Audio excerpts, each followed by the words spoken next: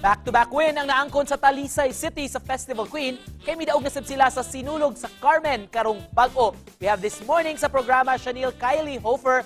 Mayong buntag, Shanyl, and welcome sa programa. Maayong buntag, Sir Nico, and maayong buntag sa tanatong viewers karong buntaga. Thank you for joining us. Of course, congratulations, Shanyl, for being the Festival Queen sa Sinulog sa Carmen 2023. Kumusta man ang experience nimo sa competition?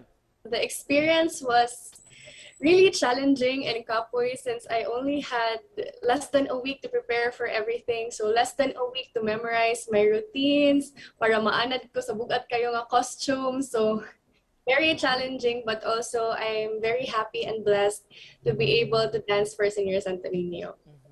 Shanyl, the last time nga na-interview ka sa programa, ikaw ang Aliwan Fiesta Digital Queen 2021 o karon Sinulog Festival Queen sa Carmen. So may sikreto sa imong pagdaog?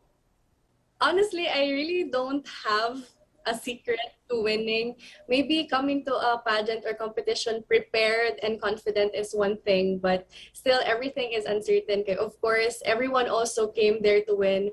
But if there's one thing that I did very similar to all my pageants is mag-pray jud ko.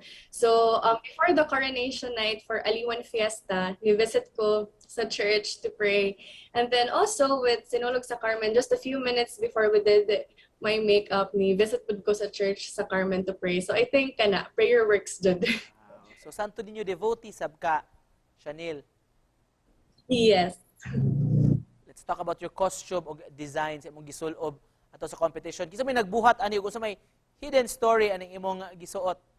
My festival costume was made by Sir Aldo Senening Locinario, and it was actually a lucky costume no kay twice siya nakadaog as best festival costume. And I actually asked him kung unsa yang inspiration behind that costume, and he said nga the inspiration behind it was our beloved Blessed Virgin Mary. And there was two colors nga prominent ato na costume, which was pink and gold. It was pink because it symbolizes femininity, and gold kay nag-symbolize siya as power. So the costume was made with selected materials, rhinestones, gemstones, and the patterns nga nag-create sa costume was simple yet elegant, just like our Blessed Virgin Mary. Shanyl, back-to-back yun ang kadaugan sa Talisay City Festival Queen sa Cebu City o of course diha sa Sinulog sa Carmen. Unsa makaka-proud sa kalampusan ini? Very proud gud ko nga na back-to-back win jud siya kay at first when I was asked to be the festival queen sa Talisay City for Sinulog sa Carmen, grabe jud ako na feel nga pressure. Labi nang kadaog sila no, grabe gud ang pressure ato. So proud kay ko nga na back-to-back gud siya. Ug isip panapos, Shanyl, unsa may mensaheng gusto nimo ipaabot sa atong mga viewers karong buntaga?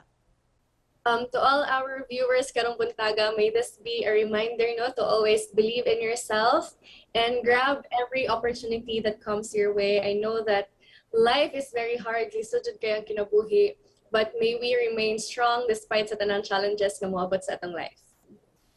Thank you so much for joining us this morning. Congratulations mga kapuso, Sinulog sa Carmen Festival Queen, Shanyl Kayle Hofer. Daghang salamat.